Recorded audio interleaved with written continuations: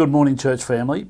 Pastor Ross here, and to visitors, welcome to our devotional channel here at Rockhampton Baptist. You'll remember maybe that last time I spoke with you, I was talking about different ways that people look at Jesus, how they view him. I talked about the fact that some people see him as a legend. He was not who others later imagined him to be. I talked about the fact that some people see him as a liar. And that means he was not who he said he was, and he knew so. And today I want to talk about two other possibilities.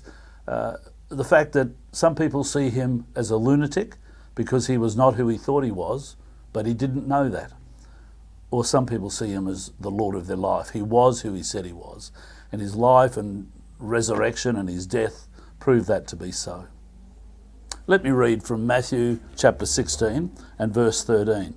It's Peter's confession of Christ. Verse 13, when Jesus came to the region of Caesarea Philippi, he asked his disciples, "Who do people say the Son of Man is?" They replied, "Some say John the Baptist, others say Elijah, and still others Jeremiah or one of the prophets." "But what about you?" he asked. "Who do you say I am?" And Simon Peter answered, "You are the Christ, the Son of the living God." And you see, that's the same sort of question we need to answer today as well. Who do we say, who do we know Jesus to be? Well, if we're saying that Jesus is a lunatic, we're saying that he was not who he thought he was, but he didn't even know that. Someone has said the measure between your insanity is the size of the gap between what you think you are and what you really are. If I think I'm someone and I'm not that person, I'm a bit of an arrogant fool. But if I think I'm Superman, or I think I'm Napoleon, or other important figures, I'm probably over the edge. If I think I'm a butterfly or a frog, obviously I'm insane. But if I think I'm God, then I'm more insane. Because this gap between who God is and who I am is just so great.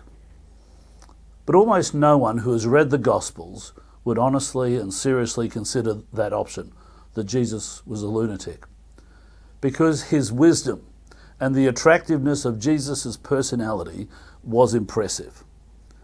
Jesus has three qualities that liars and lunatics most lack. Firstly, there's his practical wisdom. He had this ability to read human hearts. Secondly, his deep and winning love. He had this passionate compassion, this ability to attract people and make them feel at home and forgiven. Even his authority we might throw in there. And then thirdly was his ability to astonish, his unpredictability, his creativity. Liars and lunatics are so dull and predictable. And so no one who knows the Gospels and knows human beings can seriously maintain that possibility that Jesus was a liar or a lunatic or a bad person. The idea that Jesus was self-deceived or delusional is simply not compatible with the impression that he has left on history. So viewing Jesus as a lunatic is the third ridiculous option. The only option we can stick with is that Jesus' claims about himself are true, that he was the Lord. He was the king of this world and wants to be the king of our lives. He was who he said he was. And his life and his death and his resurrection prove that to be so. When he was with the disciples, Jesus asked that question, "Who do you say I am?" And as we know from our reading, it was Peter who responded, "You are the Christ, the Son of the living God," in verse 16. So we're only left with three ridiculous options and one very truthful one. C.S. Lewis, in his book Merely Christianity, has said this: "A man who is merely a man and said the sort of things Jesus said wouldn't be a great moral teacher." That's as some people see him to be. He goes on to say he'd either be a lunatic on a level with a man who says he's a poached egg, or else he'd be the devil of hell. You must make the choice. Either this man was and is the Son of God, or else a madman or something else. You can shut him up for a fool, Lewis says, or you can fall at his feet and call him Lord and God.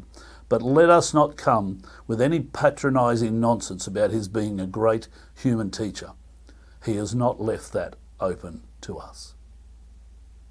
If you'd like to connect with us, then post a reply in the comment section below and we'll respond to that. Maybe you've got a question or a comment that you'd like to make. Please feel free to do so. And remember to keep walking with God, talk to him, read the Bible so he has a chance to talk back to you and follow his lead, and look for opportunities to bless other people. And I'll see you next time.